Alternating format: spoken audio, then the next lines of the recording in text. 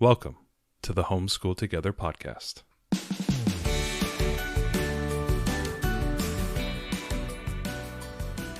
Where one working mom and a stay-at-home dad help you navigate the nuts and bolts of the growing and dynamic world of homeschooling. With a focus on early learners, like me. All the ins and outs of building and maintaining your homeschool life. Homeschool. Find out tips and tricks to make things like this easier. I'm reading. And ultimately, enjoy educating your kids.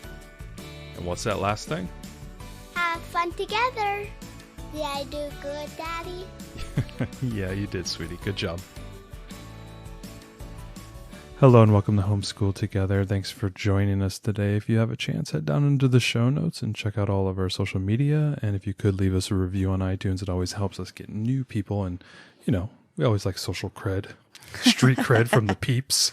But today we had a nice interview with a Homeschooling Journeys interview. Yeah, so Noel Medici came and met with us, or digitally met with us. Yeah, exactly. I'm looking forward to someday recording a live interview with somebody. One day.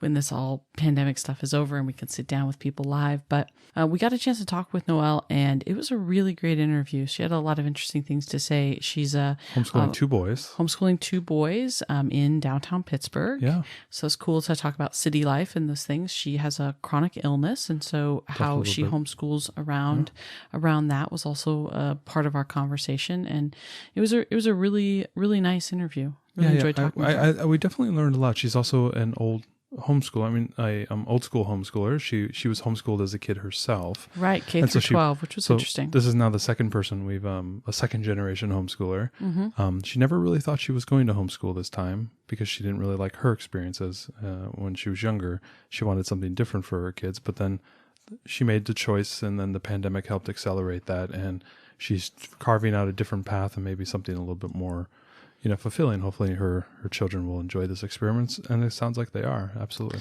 Yeah. It was really fun, and we hope that you totally enjoy our interview. So let's just get right into it with Noel. Hi, Noel. Thanks so much for joining us today. Well, thank you so much, Ariel and Matt. It's a pleasure to be here with you guys today. Well, we're really excited to talk with you. So could you just start off giving us some background about your family and your decision to homeschool your kiddos? Sure. So me and my husband, we have two boys. Our oldest is 6, and then our youngest will be 4 in February, so almost 4. And I was a homeschool graduate, and I kind of went into my adult life assuming I would never homeschool my kids for various reasons. But when our oldest was about 3.5, we started a really amazing preschool. It was a play-based, nature-based cooperative preschool.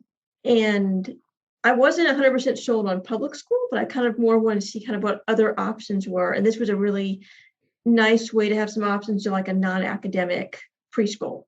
And as a parent, you were required to be in the classroom. Initially, it was like 1 day a month and then 2 days a month. So that was just a really nice way of us kind of being more involved. Mm-hmm. And then, so that was great. And that was very relaxed. And I think the more time we spent there, that also kind of helped open our eyes to kind of just, do we really want to go from this to public school? So I think it was about in their 4-year class when we decided, once we're done here, we'll just homeschool. And they did have an accredited kindergarten. So we were going to do that for kindergarten and then transition to homeschooling for 1st grade. And it was a half-day kindergarten, so again, to us, it seemed very relaxed, very low-key. And then COVID hit. So we had already planned on homeschooling, but then suddenly our plans are changing, and it's doing this a year earlier, and still for the same reasons, but a different reason to start the year we were than we'd originally intended. So that kind of made it look a little bit differently. So when you had originally decided to homeschool pre-pandemic, was it because of wanting to have the flexibility to be relaxed, to not have your child go into something that you thought would be rigorous and stressful and that kind of thing? Or like what really drew you to it, especially since you had not wanted to homeschool your children? Yeah, so the rigor was definitely part of it. My oldest is definitely not like a hyperactive kid at all. I think for a 6-year-old, I think he's actually very good at like the sitting still and the paying attention. I just still couldn't see him spending 6 or 8 hours a day in a classroom. And I know schools today try to, get the wiggles out and they try to do alternative things. But to me, that was still just a long time to be in class at that age. And the other reason was I saw, when he was a couple of years old, I started seeing interest of his, and dinosaurs and other things that, in a low key way, me and his dad would be able to encourage and, kind of foster this. And I were thinking, I don't want him to spend 6, 8 hours a day in school. And I kind of want to be able to continue to be able to foster these loves and interests he has as he continues to get older. And I felt like that wasn't going to be able to happen as easily, in my opinion, if we went with a more traditional public school setting. That's understandable. Yeah, you do have to go with what they want. So you were planning the homeschool, but all of a sudden, this big shift happened, and it was jarring, obviously, for the whole world. Mm-hmm. How did you adapt to that? What type of choices did you have to make? How did you rapidly, spin up your homeschool environment a year early? How did you pull that in so fast? So I feel like we had like the most low-key kindergarten ever. Yeah. And the preschool was open. We had decided not to send him just because of COVID. So we kept him home, and I did nothing academic. We did a lot of board game and game schooling. Cool. We did a lot of read alouds from the library. I think I myself as a parent was still kind of figuring out what homeschooling method worked best for me. I don't really know if he would have been ready for a formal, even, kindergarten curriculum. He just turned 5 in August, so he would have been a very young kindergarten. Yeah, he would have. Yeah. But halfway through, I think it was maybe March or April, I was like, oh, he's suddenly sounding out words, and we're suddenly ready for a little bit more. So by the end of kindergarten, we had done nothing academic except for all about reading, which we didn't start till March or April. And by the end of kindergarten, he was at 2nd grade in math.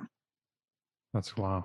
I feel like we're on that same path with our daughter. Yeah. She's really excelling at the math, and it's fun to be able to go at her speed. Yeah. I'm sure you're seeing that too, is just not having to hold her back. We think about like, oh gosh, what would it be if she were in a classroom and she was like, no, we're still learning our basic numbers. And she's like, I'm already doing addition and subtraction, Well, absolutely. And the thing was with COVID, I felt like it was kind of was hard to find your homeschool community. Yeah. So after the end of winter and Christmas break, we had actually re-enrolled him in preschool for kindergarten for spring semester, half day. That way he would at least have a safe place to socialize. He hated it. Wow. He had everything he had loved about it before, the friends, the classes, the structure. I think at this point, he still enjoyed going back to see his friends, but there would be days he'd get up and he'd be like, can I just stay home today? Like, I don't really need to go. And, we debated back and forth whether even to pull him out of that half semester. But, he'd be like, I'd be like, what are you learning about? Money. I'm like, that's great. You love money. Yeah, we're spending a whole week learning about the penny. I'm like, oh, I think you picked up the whole value of all the money in a week. So like things like that, where, unintentionally, just over the course of doing games and read alouds and simple things like that, I ended up with this kid that was suddenly bored in, a little half-day program. Yeah, we have another set of friends who have decided to homeschool their students this year, and they were doing it last year a little bit for their older one, and they decided to do it again this year.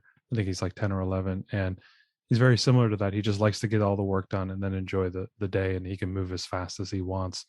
That is such I think a unique thing about homeschooling. Is that something you were expecting, or did that come to you as a surprise? I think that I had never thought of my kid as being advanced, and I'd also never assumed that we would be like that. I'm someone that was attracted to this preschool for a more play-based approach. I'm more of someone that would rather start academics at a later age and do things more laid back. But here he is, enjoying more mathematics and enjoying this. It was kind of like what I thought would be ideal and what he seems to want were like two very different things, which is interesting.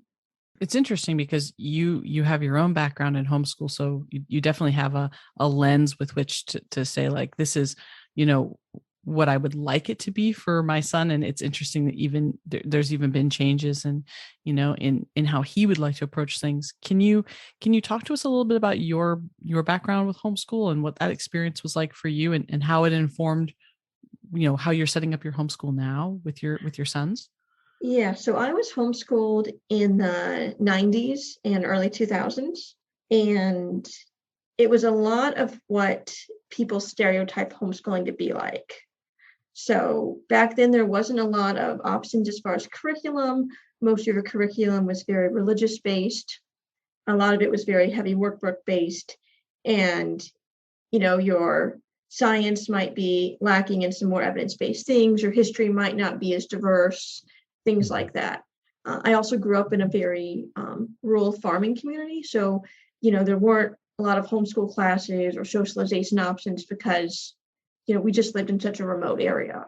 So those were kind of big reasons where I grew up and I was like, I don't really want to do this for my kids. We lived 12 miles from town. There really wasn't a ton of social life. I kind of wanted my kids to have friends, have opportunities, and those sorts of things that just weren't something I saw homeschoolers being able to do in my, farming community. Have you gravitated to a certain type of philosophy with homeschooling now that your son is starting to, pick up the curriculum and starting to run forward? Do you have a certain methodology, or is it very eclectic? You're just picking and choosing what he likes? So definitely when we, picked this, I thought it would be more, something laid back, something more eclectic, almost maybe unschooly-ish. Yeah. But now that we're doing it and we're kind of in it, I would say we're still more relaxed, but definitely child-led. And I, very much leaning into his interests. And some of that tends to be more academic than I would have expected. But I definitely think he's a kid that once he finds something he enjoys, he doesn't want to stop just because, most kindergartners or most first graders just get a taste of it. Maybe he wants to dig a little deeper, or maybe just understanding a little bit about counting. Why can't we dig in a little deeper? Things like that. Has that been hard as you're homeschooling, your history, now you're playing the mentor and educator role? Was that something that was difficult for you to, pivot into or to adapt, even though you were thinking, like you were saying, how you thought maybe it would be a little bit more less rigor, and now there's a little bit more rigor than you expected? How have you been handling that as an educator? I feel like this year I have a pretty good flow. Okay. Like I said, last year I didn't do much. It was, like I said, it was a lot of games. It was a lot of library books, kind of following his interests and also just kind of figuring out what we wanted to do. I haven't decided if I'm going to do kindergarten that way with my younger child, but it worked really well for my older one. Really the only, thing that I feel like maybe we weren't at grade level at by, that's in quotes, I guess you can't see it, by the end of kindergarten was handwriting. And I just feel like so many boys especially aren't really ready to be doing handwriting at 5 years old. So well, that's understandable. I know handwriting has been something I've been working on with my youngest, and I have a lot of workbooks and stuff that I'm working on it, and it's been kind of a struggle. Yeah, I like that we get the freedom to decide what kind of handwriting too. Should we do print? Should we do cursive? Should we do Danelian and big funky? Yeah, we're gonna be it's so hard, especially when like you have a kid like this one who's like so smart, but he was never into the coloring or like some of those other things where you're working on those pre-handwriting skills. And now all of a sudden at 5 years old, you're saying, write your name or, whatever. Yeah. Our daughter is also not into coloring. We found mazes. She was very into mazes, and that got her a lot of early dexterity work when she didn't want to color. I was very much a coloring kid, so I just didn't understand. Hand her a coloring book and she'd be like, eh.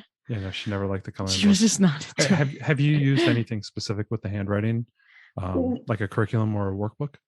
We have not a little. So we did a little less last year. I think we tried a little tracing. He wasn't into it at all. The one thing we found that worked kind of doing a little bit last year was we would cut out hearts and he would write something he was thankful for and each heart or love for Valentine's. And it motivated him, and it was something he would write every day, and we taped the window. And this year we had, I don't know if you ever heard, we have a Lakeshore Learning Store that was where we used to live. And I would get some dry erase books there and just basic bare bones of tracing uppercase, lowercase numbers. So that seemed to help this year. And it was also just, he was older, he was more willing to do it. willing to sit there and just spend the time tracing on the page as opposed to like, being told it's the worst thing in the world type thing. No, that's understandable.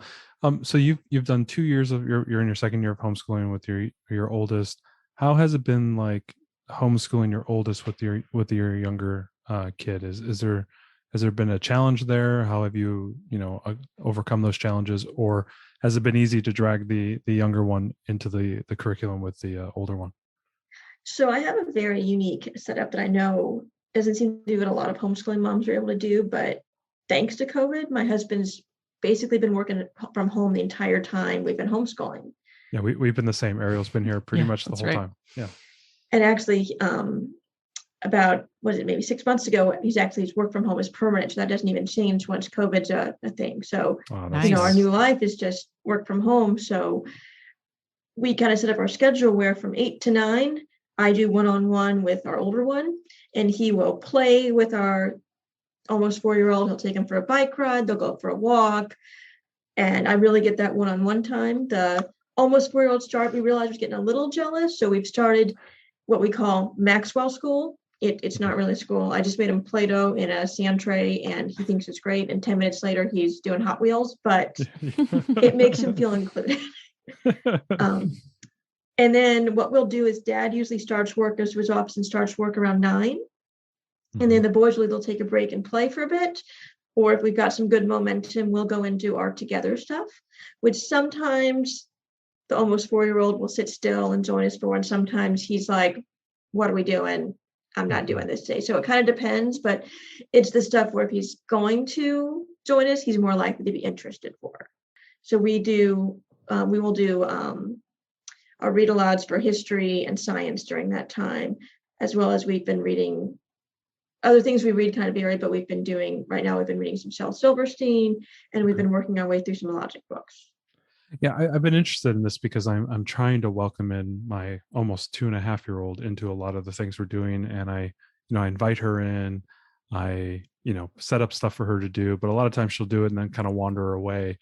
Do you still find it difficult for the 4-year-old to like keep them close to you, to try to get them interested? Do you do a lot of planning ahead of time to like come up with cool ideas? How do you handle that? It's definitely hard. Like, okay, especially the times where you're like, oh, we're going to read, these books to get through this topic today or whatever. Yeah. And you think maybe you even got something with great pictures or, whatever that the younger kid in theory should be interested in. And then suddenly the younger kid's like, why can't we just watch TV? Exactly. Yeah. Or, why can't we just go? And it's not that you mind him playing in the other room quietly, but suddenly he wants to do something that would be noisier or, whatever. And you saying no now makes it the end of the world. Yeah, or it's dangerous, right? That's my thing. Our kid likes to be dangerous. She likes to be dangerous. She's a little danger one. That I have the same struggles too, and sometimes I feel, I don't know, we're having a chat session here on the couch. I feel like I abandon the 2-year-old sometimes when I'm sitting to read the books, because I know it's like, hey, we're going to read these 2 books today, and I feel like, hey, come on, sit with us, be part of it, and then she like drifts away. I always have that like feel of like abandonment. I don't know. It's something I have to. Yeah, I talked to another homeschool mom who felt the same way. She was like, I feel like my toddler's not getting enough of my attention because I've got things that I want to do with the older. It's like, well, if you weren't doing it, maybe you'd set up an activity for them to do, but you wouldn't necessarily be sitting holding them the whole time anyways. Yeah. Right. I know I definitely wouldn't be spending like 40 minutes to an hour one-on-one doing, reading or Play-Doh or whatever with my 4-year-old. Probably his attention would probably be done well before then, versus the 6-year-old is great for that amount of time. Yeah, I think that we're modeling good behavior too, Yeah, no, I definitely hear you in that. And there are times when maybe we're reading books that the 6-year-old's more interested in, like bedtime or, things like that, where he's totally all about sitting still for, Elephant and Piggy is his big thing right now. But sometimes getting him to sit still for the other books just depends on his mood and everything else. So I definitely hear you on the younger sibling train. So that's why being able to recruit Dad to do that, take care of him for an hour so we can do phonics, math, and handwriting has just been a huge, huge help to our homeschooling. So now that you've really, kind of made a routine for yourself and you've settled into what homeschooling means to you, I'm curious how that differed from what you thought it was going to be when you started, right? You definitely, everyone has these preconceptions when we get into it, say, okay, we're going to homeschool. It's like what you think it's going to be and then reality. And of course you have your homeschooling background, which also colors that. And I know you were worried about socialization stuff, but are there other things that just surprised you? Like, I thought our homeschooling was going to be this way and it's totally different. So I guess I didn't really have a lot of like preconceived notions about homeschooling as a whole, since I was kind of already familiar with it. My experience was obviously very different than this. I think I thought we would be a little more laid back than we ended up being, but I feel like we also have a good balance going now between rigor and chaos. I know when I talked to my husband, he was a traditional public school student, he said his experience was he didn't really have a lot of experience with homeschoolers growing up, but he assumed most of them were cloistered and not really, socialized, even though looking back, he's like, oh yeah, there was that homeschooling family next door and they went on road trips 6 months out of the year and that seemed really great. But, Yeah, it's interesting the way that you talk about rigor and chaos together. I feel like ours is like that too. And sometimes I feel like, I want to be relaxed. We want to be relaxed because why put stress on our young children? That just that feels wrong to my heart. But at the same time, I always worry, like, is this not rigorous enough? And then sometimes Matt's reminding me, like, rigorous enough for who? Like, Exactly. We don't have to be public school. We don't have to act that way. But I still feel that, I don't know if your husband feels this too, but coming from public school background, I feel that public school guilt. Like, I had a much more rigorous education. Is this like tough enough for my kids? And then I have to like snap myself out of it. So I'm not sure if he feels as much as like, sometimes it's maybe not that, it's more of like the mom guilt fits in, which I feel like all of us must have, where maybe your kid's doing great, but you're like, oh, but we're not doing anything for spelling. We're not doing anything for, whatever that area is that you're not focusing on. So I think we all have that where maybe your kid's doing great in something else, but you're like, but what about this? Or, oh, am I doing enough for art or music or, whatever that subject is that you're not focused on in your homeschooling yet. And if you hear something from a friend or a neighbor about something that their kid did and you're not doing that, you're like, am I missing a piece, yes, a 100%. crucial piece? 100%. Yeah, I think that's part of that uncertainty. Do you, what are you, what have you been doing in the pandemic for socialization, especially with these younger kids? Have you been able to get outings? Have they been able to interact with friends? Part of the big change for our life was once we found out that my husband could work remote permanently, was we actually totally relocate our lives. Oh, perfect. So we actually had lived for about 11 years right outside of Washington, D.C., which is kind of where we'd envision homeschooling. So there's a ton of free museums, there's a ton of parks. It's really got a ton of stuff for you to do that's very, either free or very low cost. But it's a very expensive place to live in general. Yes, yeah, we have heard. And we had lived there because that was where his job was tied. But we had bought a house there with 2 incomes. I had been working. Once the pandemic hit, I had gotten really sick, not COVID, something else. And suddenly I couldn't work. And once he was able to go full remote, we were like, what are we still doing here? Like, we need to move. So we actually relocated this summer back to where we both went to college. We moved back to Pittsburgh, Pennsylvania. Okay. So it's a cheaper cost of living. There's still, museums and stuff like that. But my kids are going to get to experience winter, which I'm not thrilled about. And so we're just kind of slowly getting to know other homeschoolers and finding our homeschooling community here. Do you find, I know Pittsburgh has made a big change over the past about 24 years, about two decades. I think it's gone from the old kind of steel mining town to more of like, I think, a health and medical kind of revitalization. Have you noticed there's a lot more activities that you can do there, or do you live far enough outside of the city that you're more in like the rural countryside area? Oh, we are right in the middle of the city. We are urban renting right now. So my kids are so spoiled. We can walk to the playground. It is like a 10-minute drive to the museum. Like this is like totally spoiled for if we buy a house outside the city. This is great. This is actually really cool because I don't think we've actually talked with someone that lives in the city. Yeah. We've talked to a lot of suburbanites, kind of rural suburban people. We're kind of quasi-rural suburban. We're about an hour and a half from Seattle on a busy day. So we're kind of like out in the hinterlands, but you're in the city. What is that like? How is that different? Are you finding other people that are homeschooling in the area? And what's life like in a city of homeschoolers? So I love it. Again, and then let me caveat this by saying we're renting right now while we figure out if we want to buy right in the Oh, city sure. or just outside. But we also we don't want to be rural, super suburbanite. So this is kind of similar to how we see things going. It's amazing that we can walk to the library or drive to the library in like a minute. It's 3 blocks away. There's a big science museum that's like a mile and a half away. The science center is like 3 miles away. Wow. Like that sort of life is just amazing. I think it takes me a 10 to 15 minute drive to get to the zoo. So, there's definitely been days when it's been rainy or cold when, I'll be like, oh, you know what, guys, after lunch, we'll just go to the science center for a little bit because, we've got a membership and it's a 10-minute drive. Let's just go there and kill a couple hours instead of just hanging out outside and dealing with this cold day.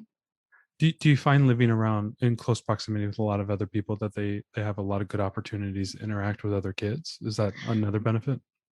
I think so. I know there's some. We found a few homeschoolers around here. I think the exception to that is obviously COVID. Sure, so I think as tough. kids are getting vaccinated, that there will be more. There's definitely a secular co-op, the neighborhood over from mine that used to meet, that they're on hold on in-person meetings right now due to COVID. Sure. But I'm very interested in that once they're up and running again. And they even have like a little homeschool co-op preschool for the younger siblings. I think would be maybe amazing for my younger one to help give him a play group or something. Yeah. Well, and a lot of times, I think that's kind of the push and pull that we have to deal with, right? Like if we live out more of like the rural area, it's harder to find things like, and one neighborhood over have a homeschool co-op that you can walk to. Like, we don't have that benefit necessarily. So it's really great too, because all the museums and the science center and the zoo and all those things are great ways you can take advantage of when all the other kids are in school, and you can go and do all of these great activities. Yeah. Oh my God. Like I know so many people are worried about, crowds. We go to the science center now and, there's times you don't even see 10, 20 people at some of these museums. It's great. So, I felt like we went to the history center a couple weeks ago, and I felt like we had the whole place to ourselves. Like they are getting a very spoiled experience. I can imagine. So let's walk back. Like, so you can go literally anywhere within minutes, probably good pizza joint right down the street. Yeah, multiple. This is Pittsburgh. Yeah, I know. That's how the whole East Coast has yes. really good food. I've been on a YouTube pizza review binge in the last few weeks. So it's not been healthy for our waistlines. I know it has not been. We keep going out to pizza. What does a day look like to you with the 2 kids? How do you weigh? Is like a typical day? What does a homeschool typical day look like to you? Sure. So my kids are early risers. So they'll get up and they'll either watch a little TV, or this morning my older one got up and was playing Minecraft. They'll do something like that. Dad usually gets up before me and helps them make a little breakfast. I'll go downstairs at some point, have a little something. By 7:30, 8 o'clock, they're all dressed, and we try to start our morning routine by 8.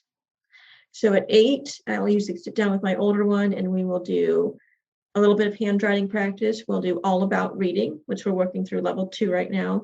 And then we'll do math. And for math, we're doing Beast Academy. Okay. Are you doing Beast Academy? Is that only online, or does it also have a paper?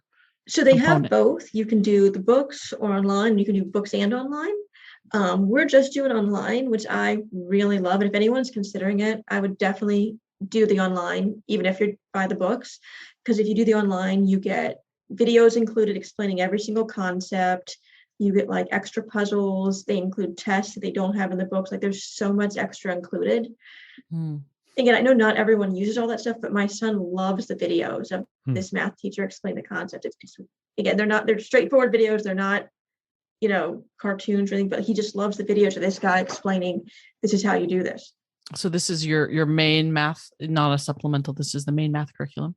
This is our main math, but Cool. He also enjoys math so much that we have found that we do end up using other things just to kind of quench that thirst. Okay. So we do use, I don't know if you guys have heard of Prodigy, which is another online math program. It's not designed to be a full curriculum, but it's more of a video game style thing. And in order to solve these video game quests, you have to do math problems. Okay, cool. But the thing with Prodigy is there's not really any instruction. So if they haven't seen a concept before, that could be frustrating. Versus with Beast Academy, a full curriculum, they'll be explaining the concepts, and then they'll get the chance to do the puzzles or the problems on their own. And the other big thing that we introduced this year that we've been doing with math, well, we've always done board games. Obviously, we did a lot of that last year, but we started doing something called Dragon Box, which is a math app we found, and they have a few different ones, but I started him on one called Big Numbers, which is a lot of practice with adding and subtracting 2 and 3 digit numbers just to keep getting that practice that a lot of kids need with those 2 and 3 digit numbers, remembering to carry the ones and all that. Yeah, I'm doing the exact same thing right now. So what was that again? What was that called? It's called Dragon Box, and they actually have 4 different math games. And he's been playing one called Big Numbers, because all you're doing is adding and subtracting those bigger numbers. And they also have regular numbers, just for kind of getting used to kind of smaller numbers and how they look. And I think they have a geometry and an algebra one. So it's like a really good math app, and they're like maybe $8 to $10 each, but it's very, nice how it has him working on those math facts. It doesn't really feel like drilling to him. Yeah, and I've been I've been doing a lot of that by hand. I found a little web tool that you could generate math problems, but yeah, something like an app would probably be good. We might look into that ourselves. So you that's math. How long is your day? You said you start around 8 or 8:30? We start at 8, and we get math, phonics, and handwriting done by 8:40, 9 o'clock. So at 9, usually he and his brother will take a break, and they'll go play in the playroom for a bit while I have breakfast. Okay. Once in a while, they'll be in a great mood. They're ready to keep going, and we'll keep going. But usually I'll take a breakfast break. They'll play. After I eat, I'll usually be like, hey, guys, we got a few more minutes. And then we'll sit down and we'll do kind of like morning basket joint time. So now we've been reading Shel Silverstein. We've been working through a logic book.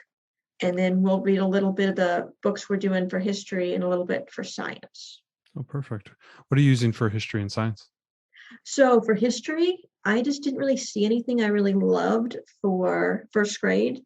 Okay. I know there's some stuff out there that's secular, but I just felt like a lot of it was going to be not quite with his interests yet. Okay. So we ended up kind of doing our own thing. I'm doing a United States 50 states unit study. Perfect. So we're doing read alouds about all the states, but I'm also trying to include some history by finding famous people from each state, or, maybe something famous. Like we just did Illinois. So we talked about Jane Addams being from there. We talked about the Great Chicago Fire, kind of those sorts of things tying in. So it's not just this place in a map. It's what do you remember about that place, or what people do you remember too? Just trying to tie in a little bit of history along with the geography. And we'll play a few games, not necessarily every day or week. I feel like it'll be more as it gets colder out, but we've done Scrambled States of America. We've done United States Puzzle. We've got a few different like US themed games that we've played to kind of help remember where states are and things about them. Okay, that's cool. And then what about the science? So for science, we did Real Science Odyssey this year. It's a secular-based curriculum from Pandita Press. Yep. And we did their life science. I haven't decided if I love it or not. It worked for what we needed, which is I wanted something that was very hands-on experiment-based. Okay. And if you're not familiar with it, the great thing with Real Science Life Science Odyssey is they have the first couple chapters of the book free for a demo online. Oh, nice. Like experiments, text, everything. So you can just look at that online. So I looked at the demo, I thought it was going to be a lot of hands-on experiments, which it definitely does try to do about 2 a week, but sometimes it's more labeling a picture, sometimes it's more doing a graph, so sometimes it's just not quite as hands-on as I would like. So sometimes I end up doing a little bit more, trying to find something more hands-on than just labeling a picture. And then we also end up reading a lot of library books to go along with that. So do you find it difficult to prepare for the science stuff? I've had, I'm doing a science workbook, kind of a STEM workbook right now. And I find the biggest challenge for me is to making sure I have all the materials and stuff to do the activity. Do you do a lot of prep work? Yeah. So the nice thing with Real Science Odyssey is they'll include a list in the beginning that tells you everything you need in what week, as far as, maybe they recommend tweezers, or maybe they recommend, what do we need the 1 week? Cornstarch, something that maybe you don't keep in your family's household usually. Okay. Some people will buy everything at the beginning of the year and just put it in a tub. I don't have any interest in doing that. So I'll just try to look for like a week or two in advance and be like, oh, I'm going to need this, or I'm going to need that. And then just remember the next time I'm going to Target, oh, I need to pick up, whatever it is that we're going to need. I know some of the weird stuff we needed had to get like beans or red hot candies when we made a model of blood or, things like that. Okay. Understood. Yeah. I've been wondering if I needed like a STEM basket. I've seen a lot of things recurring. Yeah. Just another thing we have to put up high. Yeah, I will say my background's in science, so I'm a registered nurse. So I feel like the science ideas and, brainstorming comes a little easier for me than trying to think of ideas for some of these other subjects. So you talked just briefly about, yourself leaving your career because of a chronic illness. Can you tell us a little bit about how that affects your homeschool? What's that like to homeschool on days when it doesn't all come together? Sure. So I guess to give you guys a little bit of backstory. So after our second child was born, he was about 9 months old when I started getting really sick. Went to doctors, did lots of tests. Took them about a year to find out that I had Crohn's disease. Oh, my father has Crohn's as well. Her father has it's very difficult. Yeah. So wasn't really on our radar, but as you can see, it took a bit. And then we're just kind of wrapping our head around that. And I've been working full time through all of this somehow. And then literally a week before the country shut down and COVID hit, I got really sick. Some of the medications you have to take for Crohn's are immunosuppressant. So my immune system is very weak. So I went into septic shock. So a week before COVID hits, I'm in the hospital in septic shock. So my doctor's like, you're not going back to work in a hospital with COVID. Like, that's not happening. So we're still trying to wrap our eyes around this diagnosis, me being high risk. I'm home with 2 kids, preschool's closed, and suddenly I'm not working. So it was a lot to take in at once. Yeah. Absolutely. Well, and stress only makes Crohn's flare-ups worse, so exactly. That just doesn't help things at all. So I feel like, for us, a big part of what helps with this is having dad home. Again, I think we're really lucky. We've also already said, like, if his job stops being remote or if something happened, our goal would be to keep him working remote as long as possible. It takes such a huge weight off of me. I mean, I get it. He still comes to his office and he still works and does his thing, but it is amazing if I'm like, I'm not feeling well today, that he can be like, why don't you take a nap at lunchtime and I'll watch them for an hour? Or, being able to him to be like, listen, why don't I finish up a little early and you can go rest, and then maybe I'll do something again for work once the kids are in bed. Just being able to have that flexibility that we wouldn't have had a couple of years ago. It makes it a lot easier just for me to even take care of myself. Well, yeah, I think being a partnership, I mean, not the same as your situation, but it's always very nice to have, the spouse there to assist and everything. It can be a lifesaver sometimes. Absolutely. What do you, having him come in and take over for you at those times when, you need that support because, you're having an issue with Crohn's. That's great for like short-term stuff, but I'm sure that it also really impacts your ability to like plan, and there's lots of preparation and other things that you have to do. Like, how do you structure your preparation and other stuff so that you can combat if you are having a flare up and it's not going to all come together? Do you have a few like go-to things like, oh, we could do these anytime? So the one thing I'm doing right now, and I feel like this is still like a work in progress, so who knows what works now, if it may be working a year from now. Absolutely. But one thing that seems to work right now is doing like a year-round schedule. That way, if we do have a day where it's clear that nothing's going to get done, or a week where it's not a great week, that I don't feel bad about, we're just not doing homeschooling. The nice thing is I haven't had a flare, but because the being so immunocompromised, since we've even moved, I've had a couple hospital stays just for having bad infections. So, we've had some times where everything's going great, and then I'm in the hospital, and, at those times, I don't worry about dad covering all the subjects. The one time I'm messaging him, it's just like, if you could just touch on these 2 things, like, that's all that really matters. I don't need you to be doing all of the things. So kind of being able to prioritize what's the biggest thing for your family or for your child right now, I think is important. Yeah, I think that's great. And it's a great way to leverage the flexibility, it doesn't have to be today. So I think that's really, it's really a way to take a weight off your shoulders too, because the stress only makes it worse. Yeah. Mhm. So with all your preparation, you're thinking ahead, is your plan to go the distance with your homeschooling, or have you thought about maybe something else? That is what we're thinking. Like I said, it's interesting. When we started, I think, especially for my husband, it was kind of probably more of a year at a time thing. And even now, as we're looking at houses to buy and looking at school districts, we looked at one over the weekend that's in a school district that's not known for being a good school district around here. And right away, my husband's like, well, who cares? Our kids are never going to school. So, so clearly he is, a believer. Pennsylvania is interesting compared to where we moved as far as what it lets homeschoolers do with schools. It's definitely one of the stricter states as far as homeschooling and, what we need to do every year and evaluations and required testing and things like that. But they will, every school's has to let you legally do sports or whatever after school non-graded activity if you want to. And then some schools at their discretions will let you do graded, things like taking a class as a one-off or band or things like that. So where we came from, that was something that never happened. So it's interesting knowing those could be things, in high school, if my kids wanted to, without having to enroll them in school, that's not an all or nothing here like it would have been in Virginia. Yeah, we have that same thing. It's a part-time school. I think Mm-hmm. we can have them take, any, I think, standalone class, like a Yeah. science or whatnot. It's interesting here. So right now they only have to let them do non-graded, but I guess they just have a law in our house right now to potentially let us take even graded classes in every district. So, I don't have a feeling for or against it, but it's kind of nice knowing there's options if my kids feel strongly about, hey, I want to do high school soccer or I want to do band, and as opposed to me just being like, sorry, that's not an option if you want to stay home.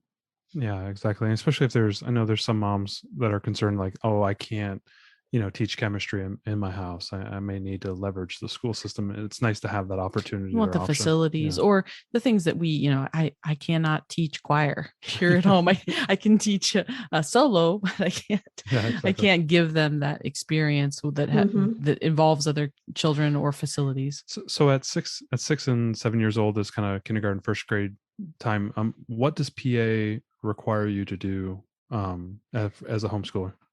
So 6 is when have to like legally start school. It Okay. used to be 8, but they changed it to 6.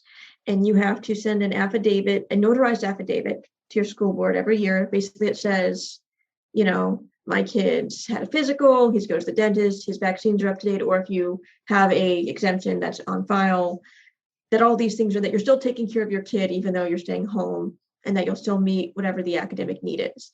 And then you have to also send them a list of your kind of like your scope and sequence, Mm-hmm. but it's very broad. It's like you tell them that you're going to introduce art or math and reading. So they just kind of want some vague guidelines for your curriculum.